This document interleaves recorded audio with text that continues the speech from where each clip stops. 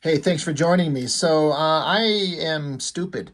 I'm very stupid, and I tend to I'll buy comics that are way overpriced because now I'm kind of looking for different things to use as content on the channel. Not that I'm lacking for books. Believe me, I got a ton of stuff to keep going through. But I'll occasionally stop at these two different comic shops in my local area and just see what the hell they've got. And I go looking through their back issue bins, and they are filled with comics that should be a quarter or 50 cents each. But they've got them priced for like regular cover price or more. And my dumb ass is like, I got to have this thing. I want to talk about it. So I buy them. So I spend money on comics that's way more than I should. But some of them are gems. We're not doing these today, but here's a pile of stuff that I picked up. Wildstorm Rising. I got it because Barry Windsor Smith does the drawing. And sometimes Barry Windsor Smith, like, he's incredible, but sometimes the stuff he does for some of these image books, and he did some stuff for the Valiant things, and you can tell his heart wasn't in it, but the art in that thing is actually pretty damn good. I found Warblade miniseries by Bisley. Issues 1 and 2? Hell yeah.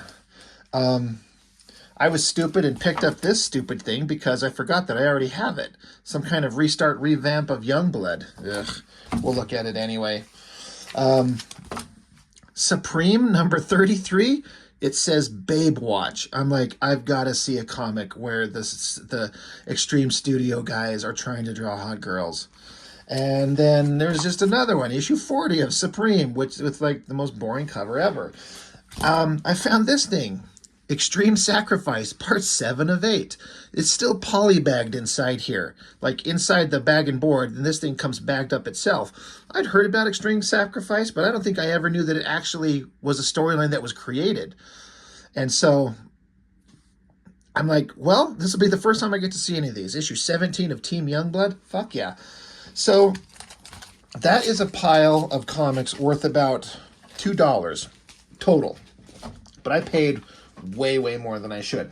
The one thing I came away with that I was really excited for, it just randomly happened to see it, was the most recent issue of Battle Chasers. But we're not going to look at that. We're going to look at this thing. Extreme. Just Extreme. There's no issue number. There's nothing. It's just Extreme. With stupid guy with the glowing eye, and guy with gun, and guy with cape, and guy that looks like a Jawa via Extreme Studios. I bet it's going to be great. Let's flip this shit open. Extreme Zero, Extreme Studios production. There is a whole pile of creatives in this. And only one of these guys do I actually kind of have a problem with his kind of persona. But the rest of these guys, some of which, I mean, Chuck Jones, I don't know if I've ever heard of that guy. But all these other guys, just young kids wanting to create comics and given the opportunity because Liefeld brought them on. Interesting thing about this book is in the back, there's like little biographical breakdowns of each creative person. So that's kind of neat. So maybe we'll go into these as we see. Cybrid. Creator story pencils. Rob Liefeld. Inks by T-Bear. Rob Liefeld, age 25. What a kid. Back in 93. As one of the 7 founding fathers of Image Comics, Rob Liefeld created Extreme Studios to channel his talent he discovered. He achieved critical acclaim in his career, early in his career with his run on New Mutants and X-Force, his creations at Marvel, Cable, Deadpool, Gideon. Gideon. Continue to be their hottest selling books and the most marketable for licensed projects. With Extreme, Rob redefines the cutting edge in comics by crafting a new universe of books with the highest quality in the industry. He wants everyone to know there's lots more to come. And whatever else I'm doing, my first love is comics. So considering that he just said he's creating the most amazing things ever, Cybrid. One thing I noticed flipping through this thing, the reproduction quality, it may not show on camera, but these are some low resolution shit reproductions. Like, it looks terrible in places, like really bad. And again, it may not show, but I can see it. Cybrid. Let's read the story crafted by Rob, 25-year-old genius Liefeld. Maggie, I still can't believe you're gone. When I was I was just a boy when we met. In many ways, I still am. You taught me so much. How to laugh, how to cry, how to love, how to stand on a cross. Look at this thing. This is so stupid looking.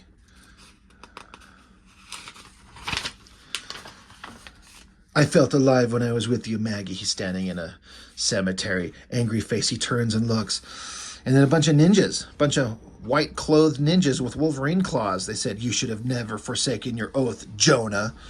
So, apparently his name is Jonah. Jonah Cybrid. He says, what? Never should have turned your back on the clan. So it's a ninja clan. All right, well, it can't be the Foot Clan because that's turtles, and it can't be the hand. So what's another body part? We'll call him the Ball Clan. Dick Clan, there you go. So Jonah Cybrid, he just leaps into battle, and that's almost interesting, but it looks like a kind of a Jim Lee ripoff pose, and he starts kicking at the ninjas. Jonah Cybrid's, narration continues. They're all over me in a matter of seconds, and it doesn't take a genius to figure out that they don't have the best of intentions. You think? What the fuck? Unfortunately for them, neither do I. Now, I gotta be honest, when I first saw this panel, I thought that Jonah Cybrid here, he was punching a ninja that turned into a giant, and that there were little tiny, like, microscopic versions, which honestly, if that's actually what was going on, that is awesome. Can you imagine a bunch of ninjas and there's like a giant and then like little, like 12-inch tall versions of them running around? Like, there's an idea right there. I really need to steal that. It's like unintentional genius from Captain Dum Dum over here with this really good writing from a 25-year-old kid. Oh, we gotta turn it sideways. In a way, it's ironic. I left the Ball Clan to pursue my destiny, free of violence and conflict. But no matter where I go, or what I do or where I go, I only seem to be drawn deeper and deeper into that which I sought to escape. I suppose I've been playing either the hunter or the hunted for so long I know no other alternative. Killing seems almost a natural instinct. I swear these hands he stole from John Romita Jr. in that Cable miniseries. These like squared off little robot digits. Because that's not anything Liefeld's ever done. And I think this is right about the same time when that Cable miniseries had come out. But it's just kind of funny because Jonah Cybrid, like he's got metal arms, but then just suddenly one of them's a gun, smoking. He hasn't shot, but it's smoking already. And then his same right hand here that's multiple barrels, down here, it's just like his hand without or his arm without a hand right at the wrist. But we know like panel-to-panel continuity doesn't make sense. And I guess he's punching him, I guess? The giant ninja? So stupid. And then he has these little doodads coming out his back. Now, you'll never see Liefeld actually show like a port that these things actually come out of. He just draws the body and then draws these things coming out of the back from behind him. Now, wait till you see the guy flipped around the other direction. No sound effects for the lasers, but once the Ball Clan ninjas get shot, you hear blam, blam. Okay. It's like he didn't even draw the hands on this ninja. They don't have hands. But then look, he's just sitting there flexing with back anatomy, both hands into these giant gun things again. And those shoulder-mounted lasers are, again, you don't see, they're just there. They're just mounted up on his shoulders. This narration continues, but then again, I should be used to that by now. Right, Maggie? After all, I was designed to be the ultimate killing machine, with an emphasis placed firmly on the word machine. I guess no one ever counted on finding the man hidden within the machine and unleashing feelings other than rage and hatred into his clouded and confused mind. I miss you, Maggie, more than you could ever know. That is just awful. That is so stupid. A guy with robot arms and a glowing eye fighting ninjas. This is just Cable when he's younger. This is stupid.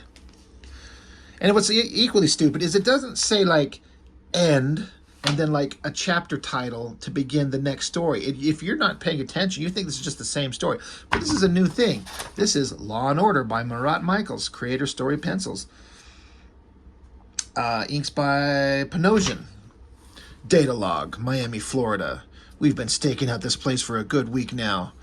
New digs, too. Great view of the beach. Only thing spoiling it is the guy who owns it, small-time hood by the name of Louis Santinelli. From the look of things, Santinelli's been riding the crest of a wave of good luck for quite a while.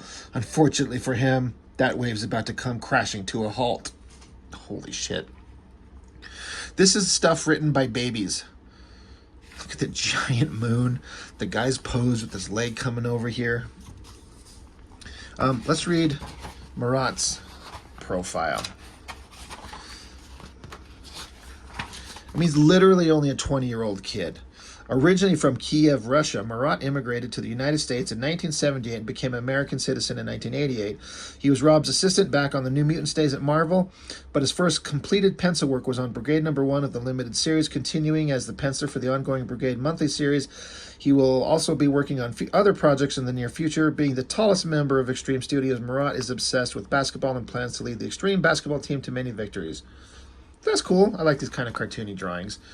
Like, he looks kind of normal. He looks like a doofus up here.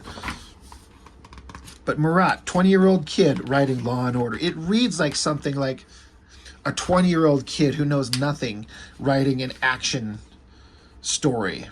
It's actually they're all terrible.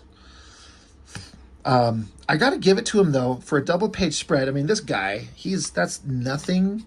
But the girl, the pose that she's in, the way she's like diving sideways, feet first, guns blazing, it's weird and it makes no sense, but I've never really seen that before.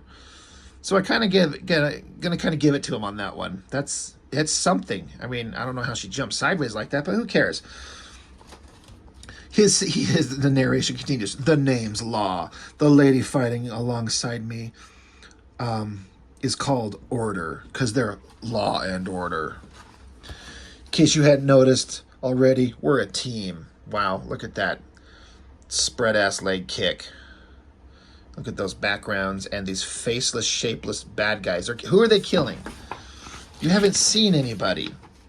There's nobody to see. There's like a building which he clearly referenced. Good. Then they're just standing, like it's daytime up here. It's nighttime here. And then they're jumping down, I guess, at something, somewhere, somehow. I don't know. And then side angle, and then they're just shooting faceless nobodies. And this is like the worst side angle shot of a head here. We've been taking care of scum like Santinelli for longer than I care to remember. Order in her own sleek and silent way. Me in the only way I know how. The guy's called LT from what I hear. He's the best Santinelli's got. Hick should have stayed in Mississippi. Who this guy they're shooting? This random nobody? Like, I understand, like, the concept that Marat come up with, and you don't have the tools to draw a story. You got zero storytelling ability beyond action guys shooting. You can't draw backgrounds. You can't draw other people, villains in suits with real guns, or you just want to draw the cool shots of the guy with guns shooting, the hot girl shooting guns, and you have no ability to do anything else. He's a 20-year-old kid that doesn't know anything. Which brings me to Santinelli himself. And I guess he's in a room and there's a guy looking over a chair, I guess.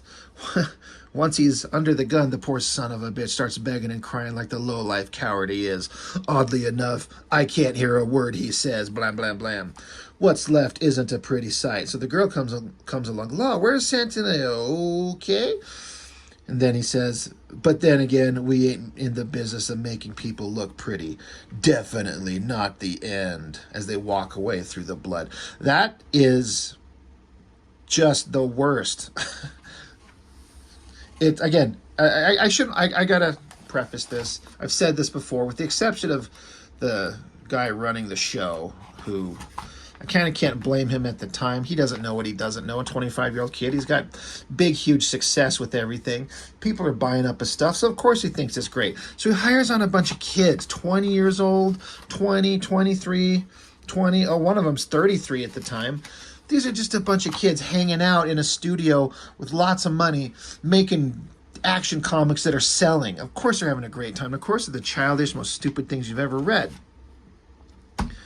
Definitely not the end. Again, at least there's kind of, sort of an indication this is the end of this story. Again, another new story. It should have some kind of like title page. This is supposed to be Risk. Creator story. Pencils, Chuck Jones. Inks, Norm Rapmond. Rapmond? the city of Los Angeles. So these things are taking place all over the place. You don't know where Jonas Cybrid's at, because even Liefeld doesn't know where he's at. But then this story is Miami, Florida. This story is in Los Angeles, other side of the country. Damn, talk about lousy timing. First round, and I'm already down for the count. Who? What? This is like a giant city, and it looks like a nuclear bomb went off. And so whoever, Krakatoum, is that the name of the is that the title of the book? That'd be awesome if it was. It's like issue 1 of Krakatoum. Oh my God. We'll make a book, guys. We'll make a book called Krakatoum, and it'll have giant ninjas and little 12-inch tall ninjas.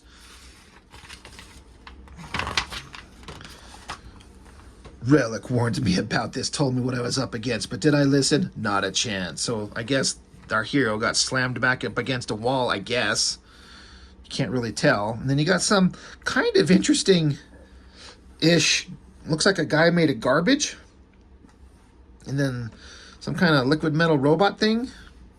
Look, this guy's weapon is a bumper from a car. That's hilarious. He says, guess it's too late to worry about that now, because unless I'm sadly mistaken, it's time for round 2. Collision's looking to finish what he started, so he's up first. Well, who's Collision? This guy? Oh, it is. Because if you notice, covering his dick is a license plate that says Collision. But what do you mean finishing what he started? Like, did he set off the nuclear bomb in the city that blew up our guy? Whoever he is? We don't even know who he is. Got to act fast, so exit stage right, enter stage left. So it looks like this guy, Chuck Jones, whoever he is, what is the story behind Chuck Jones besides creating the Looney Tunes? Chuck Jones, 23, hometown, South Central Los Angeles. He looks pissed. Chuck Jones debuted his penciling career with The Night, a backup story featured in Bloodstrike number 2 through 4, in which he created Ironside, Rival, and Militia. With the production of Extreme Zero, he gives us his creation, Risk.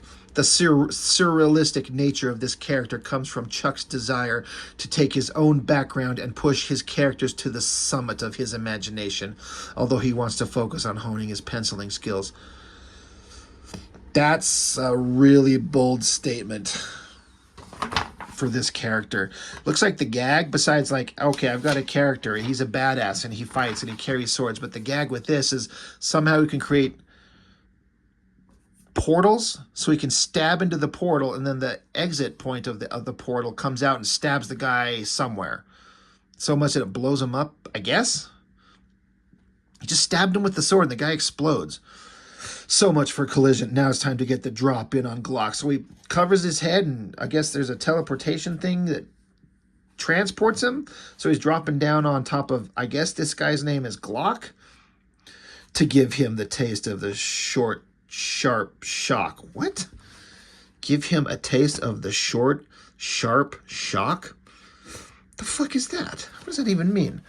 Unfortunately, it looks like the only one in for a shock is me. So Glock, shocked, whoever nameless douchebag is here, and shoots him.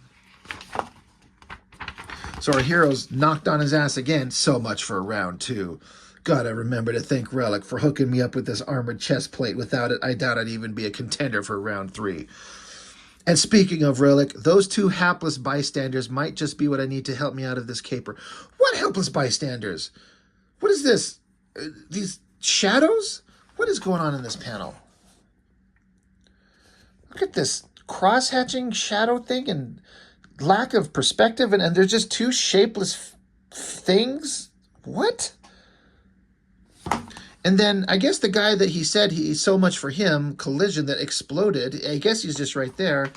And then whoever this guy is says, I don't like possessing innocence to fight my battles, but there's strength in numbers. I can't deny that. In other words, I should have paid attention when Relic said, quote, never show up for a gunfight if all you've got is a knife, unquote. To be continued. And so where did giant muscle guy and hot torn up clothes babe come from? Are they these 2 shapes of like bald dudes? This is the worst storytelling ever. Holy shit, this is terrible. He's a 23-year-old kid from South Central Los Angeles that's interjecting his deeply interesting and powerful life experiences into this story. I guess. At least you could give them credit. They put an end. It says to be continued. And at least on this one, starting, there's credits and a name at the beginning of it. What's funny is they get it backwards because it says Risk and it says the next story is supposed to be Code 9 by Chap Yap, but it's not. It's Lancers by Richard Horry. So they listed the wrong things, or they got him in the wrong order. Whatever. It's just another, you're like, you know what? I can't read these things anymore. It's just the same thing. Like, tough guy covered in armor and guns and blades and weapons fighting a bunch of bad guys. That's that thing. Start out with a tough guy covered in armor and blades and weapons fighting a bad guy. And you got another guy and a girl. Tough guy with guns and blades and weapons fighting bad guys. And then a robot covered in armor and his arms are weapons and blades and devices fighting bad guys. It's all the same repeat of the same stupid thing that these stupid kids, like, look, I bet they were having the time of their lives. All these young 20-year-old kids just hanging out, like making comics, just blasting tunes, just loving the money that Liefeld was throwing around. He's like, yeah, I got an idea. His name's Lancers. It's probably an acronym for something. I don't know what. I'll figure it out later. Stories and Pencils by Richard Horry. Script, Eric Stevenson. Inks, Horry, Tibert, Pinosian. Well, let's read about Richard Horry, 33 years old, so kind of the old man in the group so far. Arriving in Extreme with an extensive background in advertising, Richard adapted his talent to the comic book genre by penciling and inking the backgrounds in Youngblood #1. What backgrounds? There weren't fucking any backgrounds in Youngblood #1. Maybe some random straight up and down parallel lines that were buildings. He is determined to master all aspects of comic book creation. The full range of his abilities is on display in Extreme Zero with his story, Lancers, which he plotted, penciled, and inked. Okay. Basically, a tough guy with a gun showing up like, life sucks, and I hate that I have to do this, but I'm going to murder things all over the place. There's a full-scale invasion. A portal opened up. Oh, where are we at? In the south of England, near Cornwall. All right, well, at least. So we were in Los Angeles, and then we were in Miami. Now we're in England. And then, what are we even looking at? Some smashed up something. It looked like a silhouette of a woman's body and a guy. Some mouth open and surrounded by something. And there's just this dude. This like wicked sweet looking dude standing here like showing the guys like, I've got an energy hand. And our hero, the angry guy, he's like, I shot everything at him and it didn't do any good. So my gun's useless now. So I guess we don't want to show that. We're not going to display that because what they want to do is draw the cool shit. I want to draw a guy standing there with a cool energy hand and a big angry face where I can do cross-hatching and gritting teeth and hair. We're not going to show the fight. We're just going to have the text tell you, I ran out of bullets, so I have to use my Halo laser blade thing. I activate my laser blade. The thing carries a charged edge roughly 1 molecule wide, and it can cut through virtually anything within reach, that is. So for just a moment, he lets his guard down. So the guy just plunges it into his chest. But the guy just swipes his hand, sends him flying. Sucker rips me open like a rag doll and leaves me for dead. Bad move, because right now he's turned his back on me, and that's right where I want him. He motions upward, and the portal begins to open again. What portal? They just said it happened. Signaling to me that I'm running out of time. Got to act fast. It's funny. Moments like this, I should be thinking of my wife and kids and the life I passed up for this. But I can't. All I can do is think about activating this damn switch and completing the mission. So I guess he blew himself up, I guess. It doesn't tell you the end. If you're just reading this, you might just continue on into the next story. So, okay. Now we're in Ohio. So we were in Miami, and then we were in Los Angeles, then we were in England, now we're in Ohio, the home of Kenneth and Marjorie Sharp. A typical home distinguished from those surrounding it only by the fact that it is a home under attack. So a shadowy creature dives into the building. This nice suburban family gets attacked by a Extreme Studios Rob Liefeld character, but written in pencil, created by Chap Yap. All right, so Chap's pretty awesome with the art, right? Let's check this out. Kenneth Sharp, I have come for you. Depart with me willingly, and you will not be harmed. Resist and die. There's a fucking child here. So, trying to make him look like a frumpy suburban. He looks like Homer Simpson with glasses. So, Guy says, what do you want from me? I left the project to start a new life. Why can't you just leave me be? And Extreme Studios Guy says, you can't just leave the project, Kenneth, especially not without returning that which doesn't belong to you. So, regular Guy says, do you mean this? So he forms a blade on his hand, the same as this dickbag has. If this is what you're after, you godforsaken piece of shit, well, you can have it. So he dives at Extreme Studios' character. Kid yells no, and Extreme Studios' character stabs him to death in a giant pool of disgusting blood, which I guess this is supposed to be a silhouette of the dead body about 20 yards away now, and the no background, no house, no home, and then the body of the kid standing over his father that this guy just slayed in front of him. And so Extreme Studios' character, you know, with cross-hatching and cape and long billowing super rat tail ponytail and little mullet hair. Jesus Christ, this is terrible. So he goes and gives this big long speech to this 10-year-old kid. It's a long story, child, one which I fear you shall never understand in the wake of this day's events. Suffice it to say, your father was not the man you knew. Like myself and 7 others, blah, blah, blah, bling, bling, bling, we were transformed to bling, bling, blah, blah, ultimate weapon. Yada, yada, yada. This is only a matter of time before blah, blah, blah. In the 17 years since your father's escape, yada, yada. 2 others I have located, yada, yada, yada. 2 others I have killed. God, he keeps going.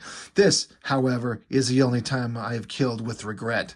So the wife is saying, you monster, how can you talk about regret after what you've just done? You killed my husband.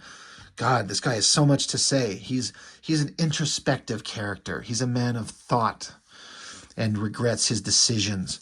I realize that, Mrs. Sharp, but that doesn't stop me from wishing I hadn't. Nor does it blah, blah, blah, wish I had stopped, blah, blah, blah. The Kenneth guy I knew was a ruthless killer, a monster such as I, yada, yada. And little did I suspect what's left of my heart would be shattered by the sight of your son weeping over his dead father's body. Indeed, Mrs. Sharp, I am a monster, yet I can't help but think that while your husband is finally free from this long nightmare, mine is just beginning! And he rockets out of the roof of the house. That is fucking stupid. Holy shit.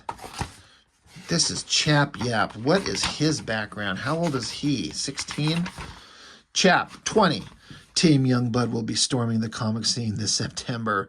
Chap is penciling the away team's expedition and adds his own character, Dutch, to the team. He met up with the Image guys at WonderCon and did his first penciling job on Youngblood number 5. Oh my God, I did a review on that, and it ranks as, in my mind, the worst storytelling of any comic book I've ever read, ever. I don't hold it against him. He's a kid. He was learning. He was trying. He was way too young and inexperienced to be given the gig that he got. But they said, hey, you want to draw comics for Image Comics? And Rob Liefeld will pay thousands of dollars. And like, fuck yeah, I do. Chap savors playing a little hoop and sitting in the jacuzzi in his non-work mode, which is rare. He credits Rob and the Extreme team as his primary source of inspiration. That's nice. That is a terrible story. That is just awful. It's so awful, it's hilarious. Backfire. This is Black Flag. Jesus, I almost said something inappropriate there. Jesus, Lord. Backfire, Tokyo. It's midnight. So we're in Tokyo. All right, Tokyo, Ohio, England, Miami, and Los Angeles, right? Jesus Christ, Tokyo. It's midnight, and I'm staking out the Yakuza's infamous School of the Mountain.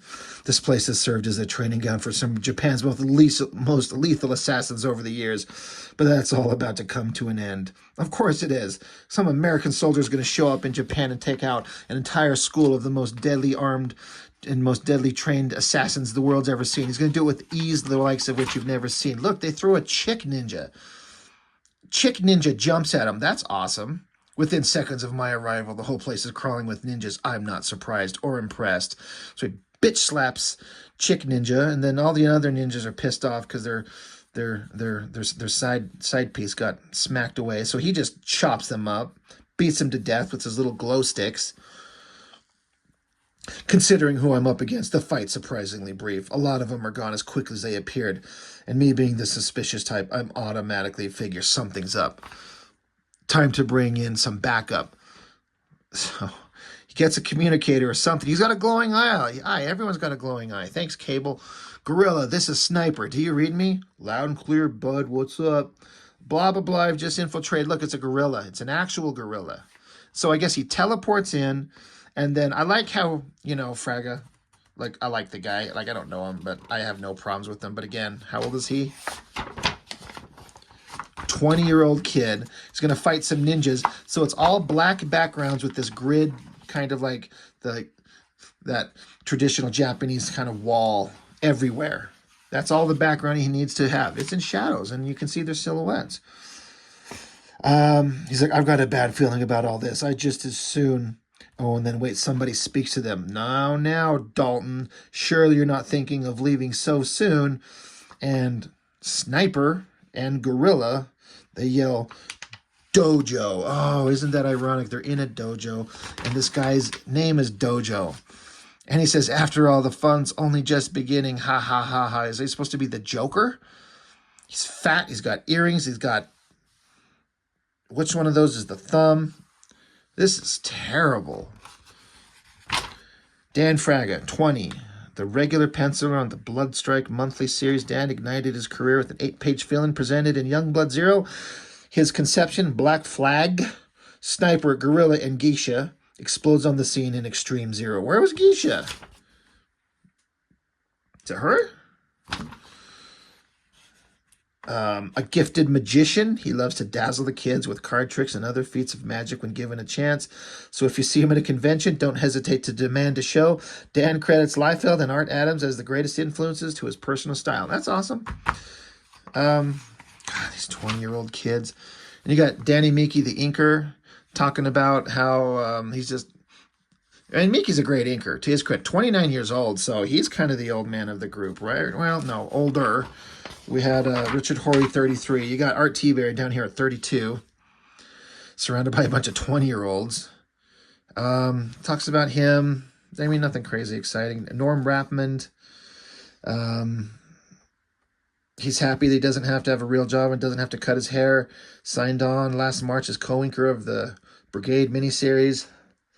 He collects toys, makes home movies, and eats at Denny's and hangs out with his girlfriend when not inking books. Dan Panosian, now there's a bad motherfucker right there. Dan Panosian, age 25, Extreme Studios resident hunk. I mean, for real. When not toning or sculpting his nautilus-carved body, Dan can be found penciling and inking the new Image series Prophet. His other Extreme projects include the inking of Law & Order and Lancers, both featured in Extreme Zero. Past credits include penciling and inking issues of almost all X titles at Marvel Comics. So, yeah, he's the best artist out of all these guys by far these days. He's left everyone else behind in the dust by a massive, huge factor. Art T-Bear, 32, Comic Dun's most talented inker. Okay. Can be now found in the halls of Extreme. Aside from inking and embellishing others' work, Art can be found penciling and inking up the upcoming Cybrid feature for this fall for Image.